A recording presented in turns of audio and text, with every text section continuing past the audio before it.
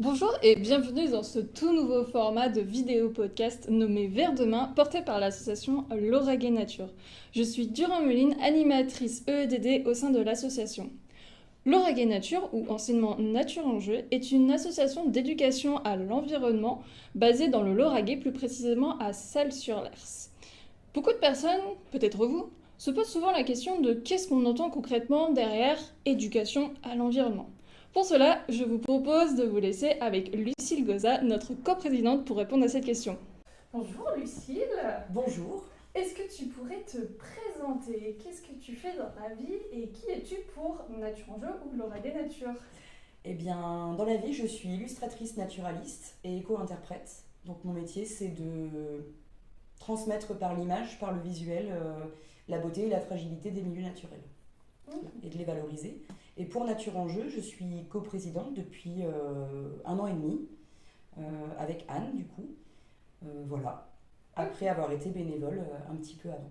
Est-ce que tu pourrais nous dire comment tu as connu, du coup, anciennement Nature en Jeu? Eh bien, j'ai connu Nature en Jeu, nouvellement Lauragais Nature, grâce à ma voisine Sarah, qui est actuellement trésorière, et qui, à mon emménagement, m'a informée de l'existence de cette association en se disant que peut-être il pourrait y avoir des partenariats professionnels ou bénévoles. Et par la suite, elle nous a mis en contact, Aurélie et moi, et puis l'histoire a commencé. Ok.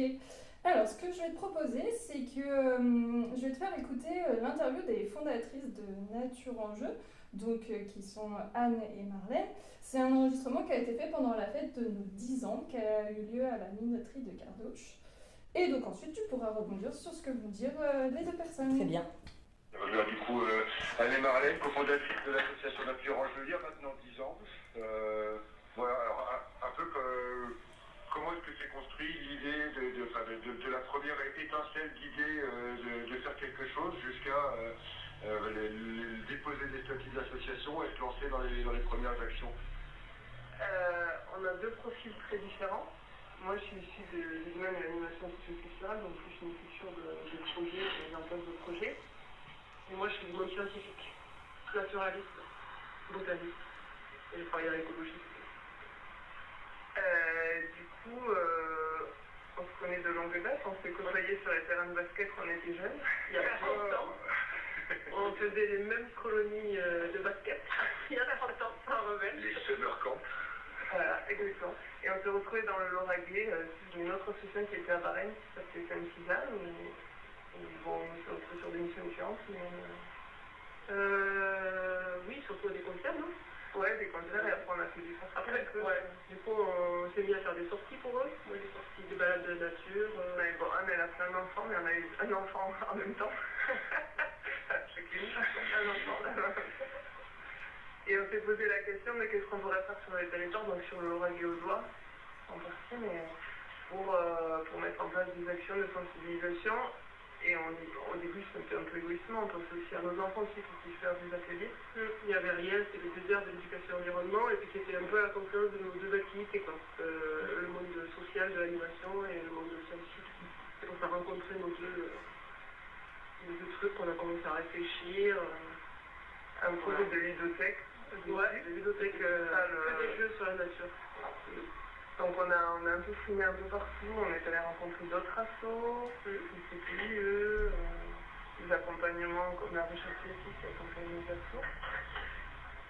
Puis on a lancé l'asso, finalement ça a bien marché. Au bout d'une année, moi j'ai pu être salarié en contrat aidé. Et moi j'ai retrouvé du boulot par ailleurs, donc je suis repartie dans mes activités un peu scientifiques en restant présidente dans le bureau, et puis on avait un lien fort des années, puis après ça a grossi. Il y a eu des services civiques, on a fait des équipes, il y a eu des animatrices ensuite, voilà. Et petit à petit, il y a eu l'antenne de la Varse après qui est arrivé, enfin voilà, ça a évolué entre 2016 et du coup, voilà, c'est un peu... c'est vrai que c'est allé vite, on a eu beaucoup de demandes, du coup on faisait beaucoup d'interventions, sans forcément se raccrocher à notre projet associatif de ludothèque au départ. Et on est parti plus éducation environnement, de base quoi, sans aller développer ce côté de jeu. Et il y a aussi de Nature en Jeu, elle est quand même à la Bouvinette, je trouve que c'est important d'en parler. Oui, sur la Barthe, le projet Nature en Jeu a amené les habitants à se rencontrer et à monter leur propre projet, quoi. Ça, c'est bien ça. Et du coup, ils sont partis sur un projet avec beaucoup plus de social, de liens, de rencontres. Et peut-être moins d'écologie, mais qui a quand même un sens au niveau du territoire, sur le jardinage, apprendre à faire soi-même, tous les savoir-faire liés à l'alimentation. Et aujourd'hui, il y a une deuxième association qui est née du coup, de l'antenne de Nature en Jeu, qui n'a pas les mêmes missions, qui n'a pas les mêmes statuts, qui est quand même un projet porté par Nature en Jeu à la base, et après il y a une discussion des évolutions de l'autre. Donc voilà, la genèse du projet elle a été portée par Nature en Jeu. Est-ce que tu as des choses à dire par rapport à cet enregistrement, Lucie ?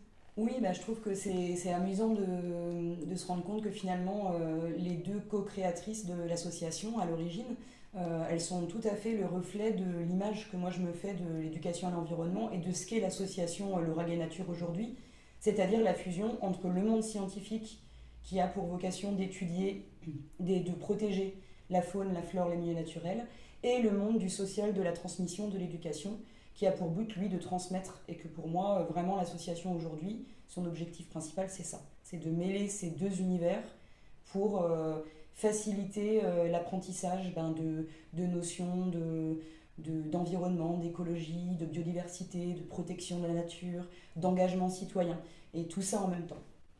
Du coup, tu as déjà répondu un peu à la dernière question, c'était de ton point de vue, comment tu décrirais l'éducation à l'environnement. Qu'est-ce que ça veut dire en fait éducation ? Parce que beaucoup de personnes nous posent la question, on pense souvent que c'est associé avec l'école, l'apprentissage et tout ça, mais dans la réalité c'est pas vraiment ça. Ouais, pour être parfaitement franche, alors j'ai été éducatrice à l'environnement dans ma carrière il y a quelques années en arrière. J'ai jamais beaucoup aimé le terme éducation qui a été choisi pour parler de l'EEDD, l'éducation à l'environnement et au développement durable.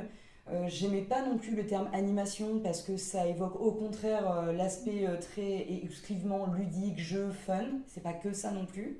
Je crois que j'aimais bien le terme sensibilisation, mais en même temps, il n'y a pas que ça non plus. Et à un moment, il avait été question de parler de facilitation d'accès à la nature et à la protection de la nature. Et le terme de facilitateur, c'est quelque chose que j'aimais bien parce qu'il y avait ce que je retrouve dans l'éco-interprétation dans mon métier, ce côté de rendre plus aisé l'accès à des connaissances scientifiques par le jeu ou par l'art ou par de la médiation scientifique, mais sans être cloisonné dans un système éducatif qui évoque effectivement l'éducation nationale et l'école. Parce que c'est pas que ça, très très loin de là. Et c'est plutôt un mélange d'énormément d'axes qui viennent se croiser dans l'éducation à l'environnement, même si c'est le terme officiel, je trouve que le terme éducation est un peu mal choisi. Eh ben, merci beaucoup pour ta réponse. Avec et plaisir. pour cette interview. Est-ce que tu peux présenter ce que tu fais ? Alors du coup, moi je suis animatrice EEDD au sein de l'association Lauragais Nature.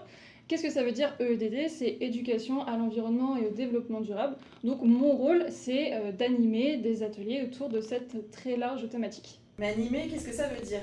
Tu fais quoi concrètement ? Tu vas dans les écoles ?